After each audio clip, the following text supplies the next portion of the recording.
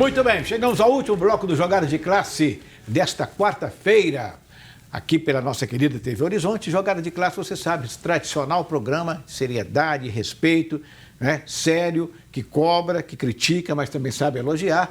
Nós estamos aqui de segunda a sexta, de 1 às 2 da tarde, com reprise às 11 da noite. A nossa audiência é cada vez crescendo mais, porque à medida que as pessoas vão, inclusive, divulgando que tem 2 horários, a gente vai sempre tendo novos amigos nos acompanhando. Isso é muito importante para nós, porque você sabe, aqui a seriedade acima de tudo, o respeito também acima de tudo.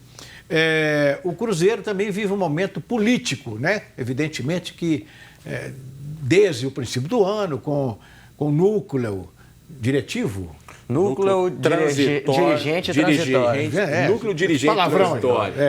E mais não sei o quê, tal, tem gente que entra, tem gente que sai, 2 saíram, né? 2 de peso saíram, o Cruzeiro continuou a sua vida trabalhando, Vitório Medioli e depois Pedro Lourenço.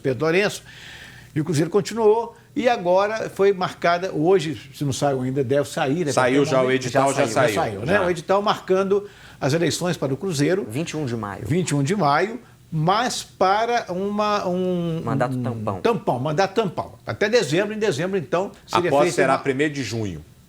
Hã? 1º de junho, eleição 21 de maio, posse 1º de junho, com 6 meses de mandato. Eu acho que a segunda eleição é em outubro. Está na tela aqui, a previsão estatutária é em outubro. Rapidinho aqui, porque ninguém vai ler isso tudo aqui, mas mostra aqui para nós. Mostra aí, põe a tela para nós aí. Se eu não me engano, é outubro também. Tá vendo? Ó, Cruzeiro Esporte Clube, edital de convocação, reunião extraordinária do Conselho Deliberativo para a eleição do presidente, vice-presidentes, presidente do Conselho Deliberativo e mesa de diretoria. Eu só achei curioso que o edital não tem a informação de inscrição de chapa, prazo, mas obviamente que isso tem no estatuto, mas normalmente é copiado e colado no edital. Mas eu até fui pego de surpresa, que eu não sabia, que para mim o candidato seria o Sérgio, com possibilidades, doutor Sérgio Santos Rodrigues, com possibilidade de ele, ao final do ano, ao encerrar esse mandato tampão, ele tentar a reeleição, né?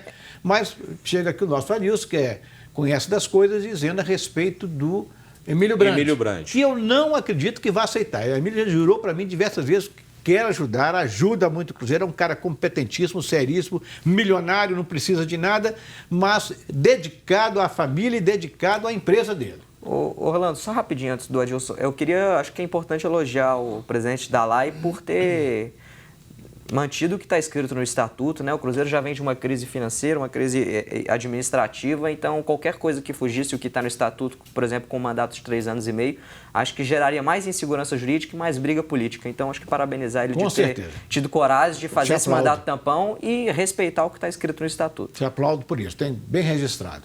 Mas, enfim... O que vai acontecer, Orlando, do Emílio, conta aí. Serão 3 meses de articulações. Fevereiro, março, abril, para a eleição em maio. Então... Acho que não seriam 3 meses, porque tem que ver o prazo de inscrição da chapa. Não, pois é. A gente fala 3 meses, mas as articulações elas já estão acontecendo. Como você diz do Emílio Brandt, que ele jurou de pé junto que não seria candidato, mas pelas conversas ele está propenso a aceitar... Talvez pelo período. Pelo período. E aí abre-se uma negociação dele ser o cabeça de chapa para o mandato tampão. E em outubro, o Sérgio Santos Rodrigues ser o candidato aí também por aclamação para o triênio 2021, 22 e 23. Então não teríamos uma eleição. Tem uma coisa, o Emílio conversou com a gente, assim, que não seria, mas ele nunca declarou publicamente em jornal que nunca aceitaria. Para mim, ele já declarou isso, não foi uma, não, foi diversas vezes. Então a gente vai. Então isso aí vai. Mas tudo pode mudar. Sérgio Santos Rodrigues, Giovanni Baroni e o Gustavo Gatti. E o Gustavo Gatti poderia ser o terceiro nome. O Gustavo Gatti, né? O segundo vice-presidente. Só uma pergunta aí, até não acompanhei tanto assim, também os assuntos surgiram agora, é chapa única? Está se trabalhando para isso. Porque eu li algo a respeito. Está se trabalhando para isso, para uma aclamação. A oposição não ganha no Cruzeiro. A gente espera que haja essa unidade no Cruzeiro, aclamação em torno de uma candidatura, para ter um pouquinho mais de tranquilidade. A gente sabe que os bastidores são agitados, mas o Cruzeiro tem um ano muito importante, porque o Cruzeiro não pode ficar 2 anos na Série B. O Cruzeiro, dentro de campo, precisa se organizar para que passe por essa Série B sem grandes sustos. Até porque 21 o Cruzeiro faz anos. Centenário. Já pensou? Então, na Série B seria uma tragédia. Todo time grande que caiu, ele não passa 2 anos na Série B. A gente espera que o Cruzeiro aconteça a mesma coisa. Não tem uma Série B tão complicada e que ano que vem, ano de centenário, esteja brigando dentre os grandes clubes do cenário nacional. Preste atenção neste recado, meu amigo, minha amiga. Chico Sá Veículos é a melhor empresa de venda e compra de carros usados e seminovos. Com mais de 30 anos de experiência, a Chico Sá Veículos já se tornou referência no mercado de carros em BH. Aceita seu carro usado na troca, divide sua entrada em até 12 vezes nos cartões de crédito. Chico Sá Veículos fica muito bem localizado, aqui no vizinho bairro do Prado, é na Avenida Francisco Sá, número 700. Acesse o site www.chicosaveículos.com.br. Ligue para lá hoje ainda, porque tem muitos carros, como vende muito, o carro do seu sonho pode estar sendo vendido agora. Você será naturalmente atendido por quem conhece de compra e venda de carros. A equipe de vendedores lá é a melhor de BH. O telefone é 031 3371 2501. Um abraço aqui a todos os vendedores lá, que são muito meus amigos e me atendem muito bem, porque é lá que eu compro e vendo o meu carro, sempre. Bom, vamos dar uma passada aqui nos Libertadores e Sul-Americana. Nós tivemos algum jogo? Internacional o favoritismo, classificou, né? Vai pegar o Tolima. O Tolima, que já é conhecido dos brasileiros também. Então, o Internacional vai para a terceira fase da Libertadores, é a última fase preliminar antes da fase de grupos. Vai entrar no grupo do Grêmio. Aí teremos um Grenal na fase de grupos, caso o Inter passe. O Goiás perdeu para o Sol de América ontem 1-0. Sul-Americano. O do Goiás, sim, fora de casa, perdeu de 1-0, teve um jogador expulso. Tivemos jogos da Copa do Brasil, né? O Vitória acabou empatando e passou a próxima fase da Copa do Brasil. Então, é uma semana de muito movimento aí no futebol. Hoje o jogo interessante é esse aqui, ó. O Guarani. Corinthians venceu e Guarani. 1-0 o jogo de ida, o Guarani. O Corinthians tem a volta do Pedrinho, né, que teve no Sul-Americano. Muito bem, inclusive. Pois é, então Corinthians precisa reverter a vantagem que o Guarani conseguiu no primeiro jogo. E o Guarani jogo. já eliminou o Corinthians uma vez da Copa. Exatamente. Ficou bem marcado nas lembrado. oitavas de final, né? O Benfica está de olho no Pedrinho, né? O Pedrinho negociação fala já sobre- bem avançada com o Pedrinho, né?